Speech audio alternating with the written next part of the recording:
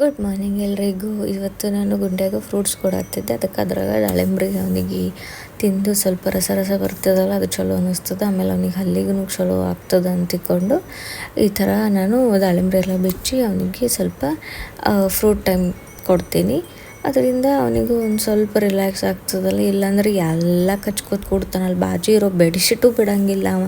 ನಮ್ಮ ಕೈ, ನಮ್ಮ ಹೆಗ್ಗಲ, ನಮ್ಮ ಮುಖ ಅಂತೂ ಕಚ್ಚಿ ಸಾಕು ಮಾಡೋಣ. ಅದಕ್ಕೆ ಇದು ಒಂದು ಚಲೋ ಸೊಲ್ಯೂಷನ್ ನೋಡ್ರಿ ಅವ್ನಿಗೆ ಕಚ್ಚಕ್ಕೆ. ಇಲ್ಲೊಂದು ನಂಗೊಂದು ಪಾರ್ಸಲ್ ಬಂದಿತ್ತು, ಅದನ್ನೇ ನಾನು ಅನ್ಪ್ಯಾಕ್ ಮಾಡಕತ್ತಿದ್ದೆ.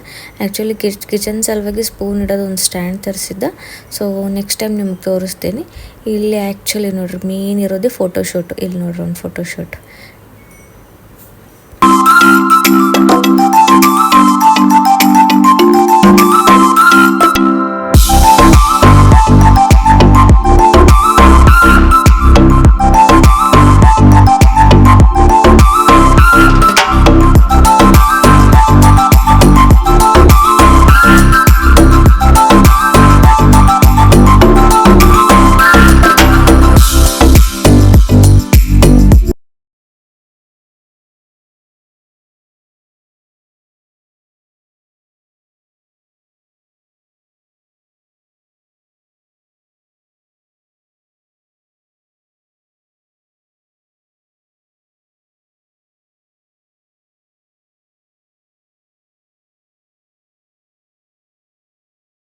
ಗುಂಡನ ಸಲುವಾಗಿ ಆ್ಯಕ್ಚುಲಿ ಇದು ಆ್ಯಪಲ್ ಕಟ್ ಮಾಡಿ ಈ ಥರ ಬೇಯಿಸಿ ನಾನು ಅವನಿಗೆ ಸೋಸಿ ಥರ ಲಿಕ್ವಿಡ್ ಟೈಪ್ ಹಾಲೆಲ್ಲ ಹಾಕ್ಕೊಡ್ತೀನಿ. ಇಲ್ಲಿ ನಾನು ಅಕ್ಕಿ ರೊಟ್ಟಿ ರೆಡಿ ಮಾಡತ್ತಿದ್ದೆ.